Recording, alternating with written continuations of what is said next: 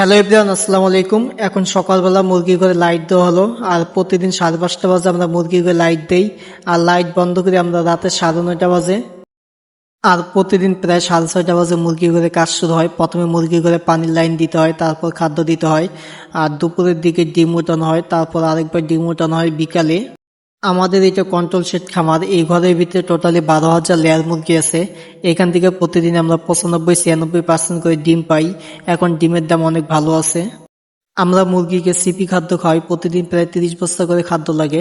আপনারা মুরগিকে কোন কোম্পানির খাদ্য খান তা অবশ্যই কমেন্ট বক্সে বলে দিবেন। আপনারা যারা কন্ট্রোল শেড খামার করতেছেন তারা অবশ্যই কমেন্ট বক্সে বলে দিবেন, তাহলে পরবর্তীতে কন্ট্রোল শেড খামারের খরচ কিরকম আর করতে কত সময় লাগে তা নিয়ে একটা ভিডিও আপলোড করা হবে। কালকে দুপুরবেলা হঠাৎ করে তাপমাত্রা বেড়ে যাওয়ার কারণে অনেকগুলো মুরগি মারা যায় আমাদের। এই মুরগিগুলো কালকের। আর আপনারা অনেকে বলতে পারেন যে 5:30 বাজে মুরগি করে লাইট দেওয়ার পরে 6:30 বাজে মুরগি করে কাজ কেন শুরু হয়। এখন আপনারা পাইপের মধ্যে যে খাদ্যগুলো দেখতেছেন, এই খাদ্যগুলো সকালবেলা 1 ঘন্টার মধ্যে খেয়ে শেষ করে দেয়। তারপর আমরা নতুন করে আবার খাদ্য দিই।